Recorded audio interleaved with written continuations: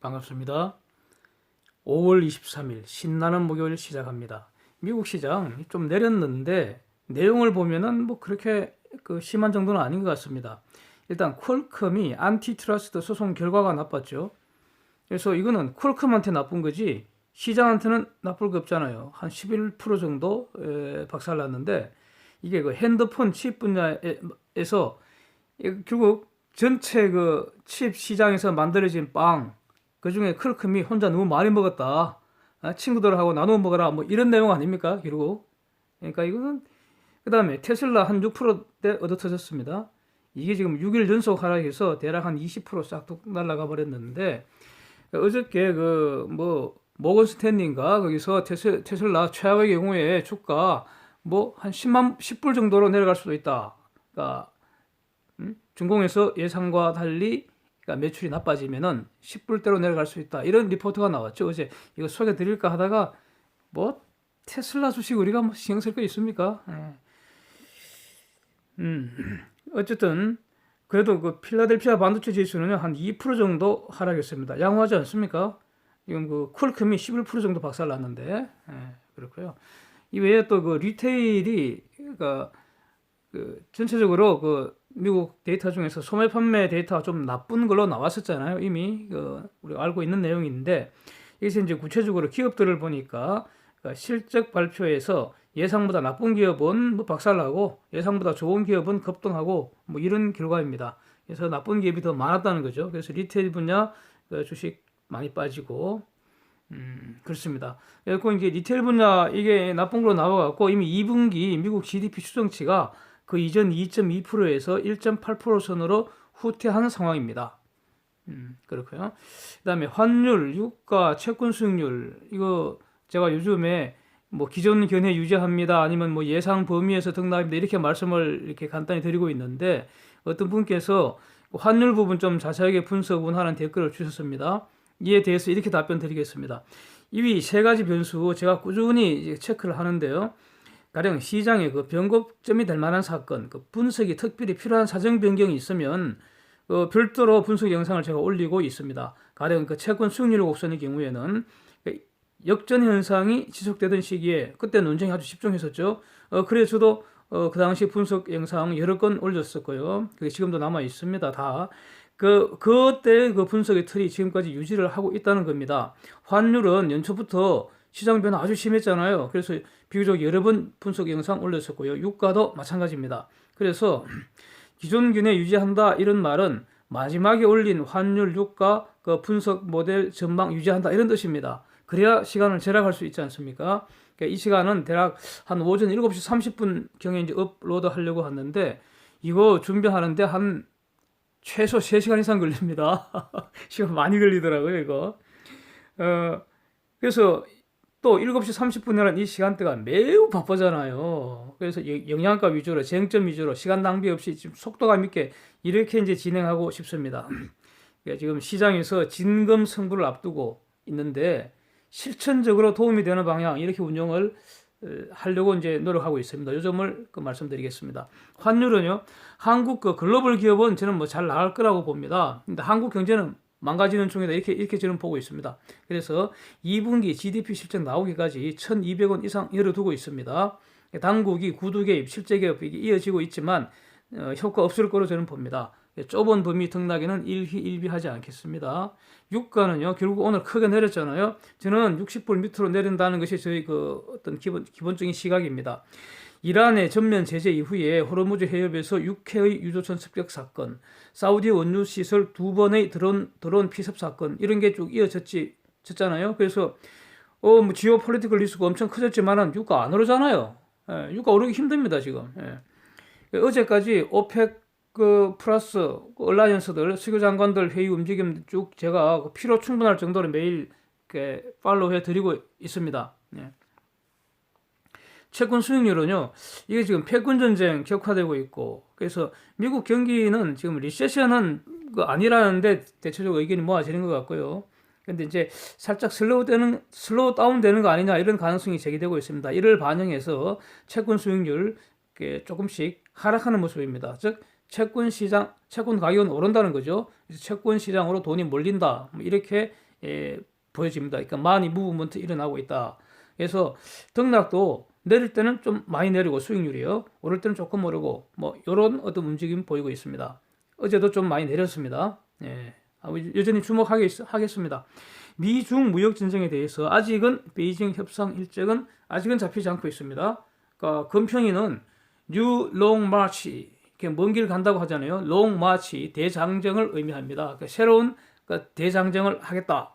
그러니까 미국과 한판 제대로 붙겠다. 뭐 이런 취지로 지금 해석이 되고 있는 거죠.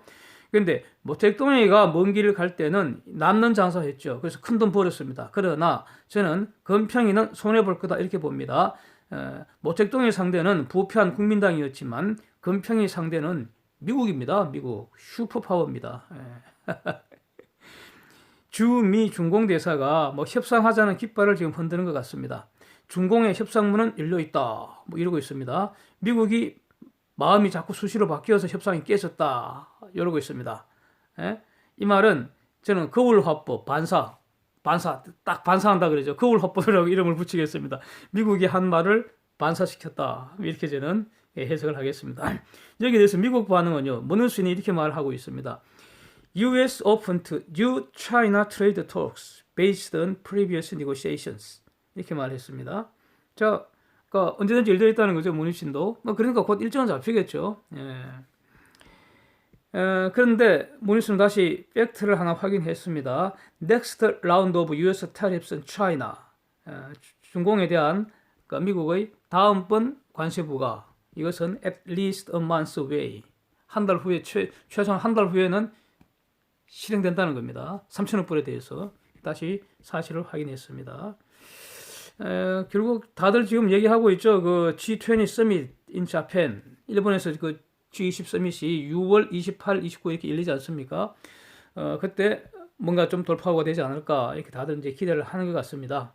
좀 더 자세히 한번 그 별도로 한번 살펴보려고 합니다. 화웨이가 지금 끄떡없다고 나불대고 있습니다. 근데 아마 가을 이후에 곡소리 우렁차지 않겠습니까? 데이터가 말하겠죠, 뭐. 화웨이도 울고 중공도 울고. 우리는 같이 울지 말자고요. 우리는 웃었으면 좋겠어요. 화웨이가 사라지면 누가 그 자리 차지할까? 지금 여기에 지금 포인트 맞춰야 되지 않을까요?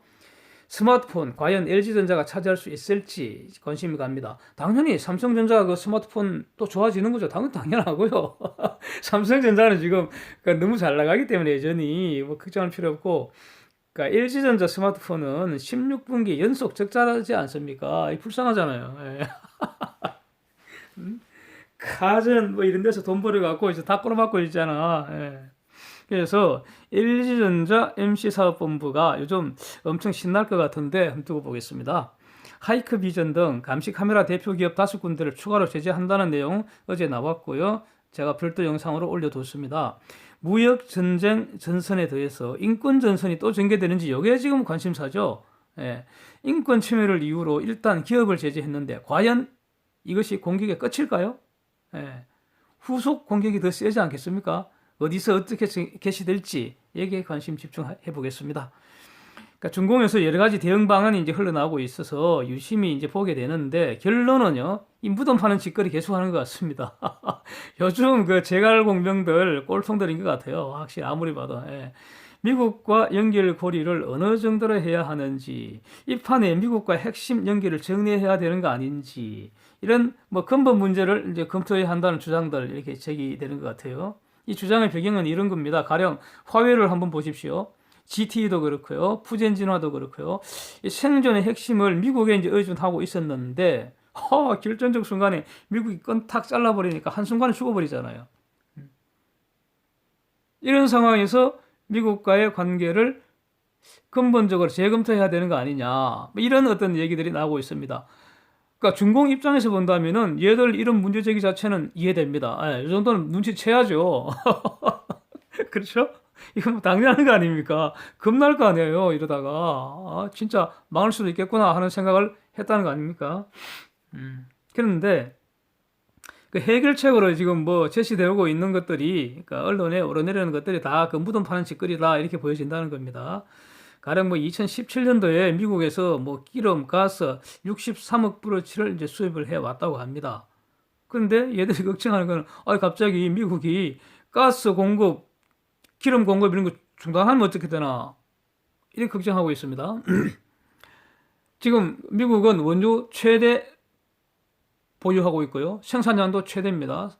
예, 오펙이 미국을 못 따라간다는 겁니다. 지금 계속 말씀드리는 내용입니다. 뭐 이런 걸 걱정하고 있습니다. 즉 다시 말하면 미국은 식량, 에너지, 기술, 달러 다 가지고 있습니다. 그러나 중공은 이 네 가지 중에 하나도 없습니다.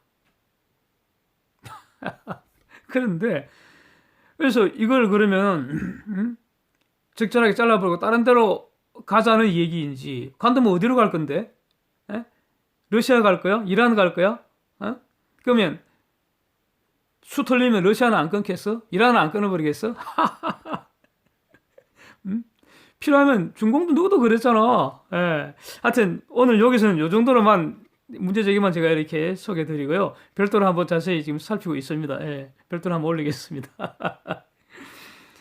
세인트루이스의 그 페드 프레지던트 제임스 블라드라는 분, 이분이 올해 FOMC의 보트 멤버입니다. 보팅 멤버, 투표권이 있다는 거죠. 이분이 여러 가지 이제 그 연설할 때 여러 가지 얘기를 하고 블룸버그 인터뷰도 하고 그랬는데 거기서 작년 12월 금리 인상 안 하는 게 더 좋았을 거다 이런 뉘앙스로 이제 그 회견을 했습니다. 금리 인하 지지하는 것으로 이제 해석을 하고 있습니다. 그 오늘의 핵심 그 뉴스는 이거 아니겠습니까? 페드의 미니츠가 발표됐다는 거죠. 의사록.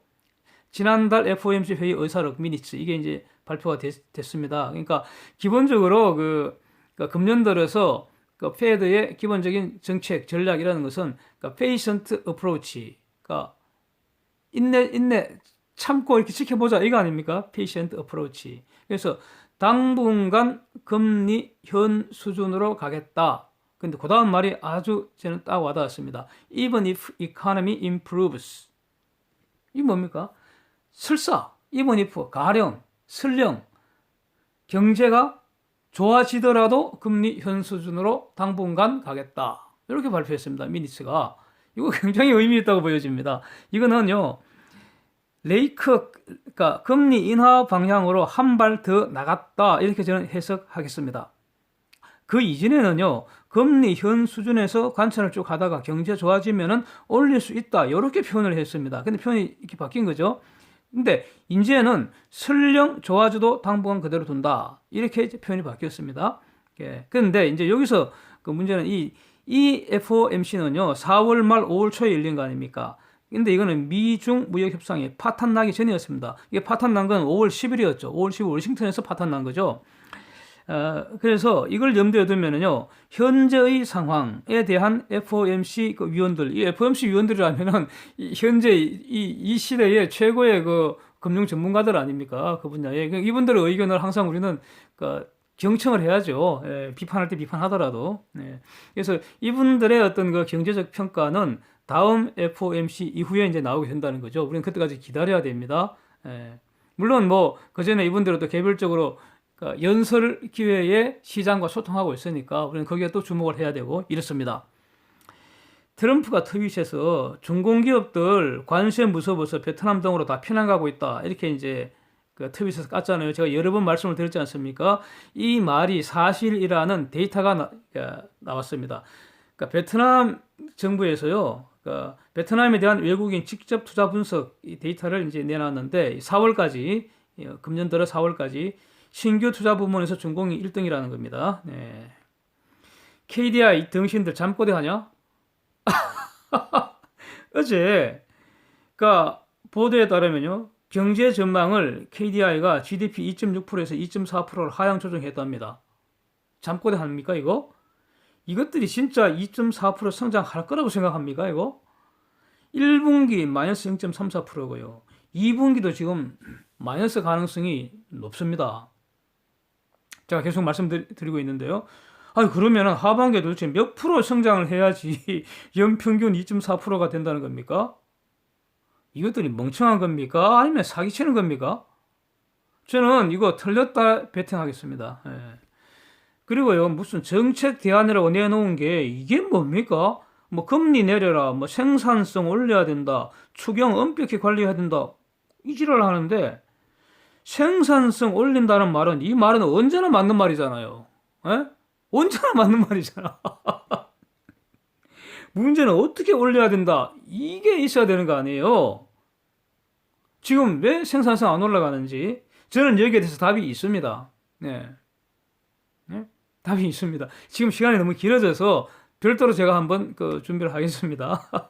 저는 답이 있습니다. 이미 다 제시했고요. 다른 영상에서도. 예. 그러니까 생산성 올렸는데 이 말은 안고 없는 찐빵 같은 소리입니다. 하나만 하는 소리입니다. 예, 나머지는 다 쓰레기입니다. 나머지 대안이라는 거는. 뭐 금리 내리라 그러는데 진짜로 금리 내리면 나아집니까? 우리 경제가 지금 고금리라서 망가졌습니까? 쟤들 진짜로 그렇게 생각하는지 나 진짜 궁금합니다. 아이 등신 애송이들 아닙니까? 보세요. 지금 한국 기준금리 1.75%, 미국 기준금리 2.5%입니다. 10년물 국채 수익률, 한국 지금 1.8%, 미국 2.39%. 한국 금리가 높은 겁니까? 지금 금리 문제가 아니라고요. 저 등신들 아는지 모르는지 말이야. 추경을 엄격 관리하라고 그러는데 엄격 관리하는 말이 무슨 소리야 이거? 그냥 똥 싸는 소리밖에 더 됩니까 이거? 추경의 내용 중에서 이것은 이래서 안 되고 저것은 저래서 안 되고 이렇게 구체적으로 말해야 되는 거 아닙니까? 저희들이 추경 자료를 안 내놓으면 안 내놓는다고 까줘야 되고요. 그래야지 그걸 공개를 할 테고요. 그런 거 아닙니까? 결국 밥줄 잘릴까봐 해야 할 소리 안 하고 헛소리만 하는 거 아닙니까? 지금 뭐 저기서 밥줄 잘리면 갈 데 있겠습니까? 예? 예송이들이죠. 영국에서도 내년부터 플라스틱 뭐 스트로나 뭐 플라스틱 그 자루 있는 그런 면봉 같은 거 이런 거 결국 일회용 플라스틱 제품 사용 금지 이제 시행한다는 굿 뉴스 이게 나누겠습니다. 오늘은 여기까지입니다. 함께 해주셔서 감사드립니다.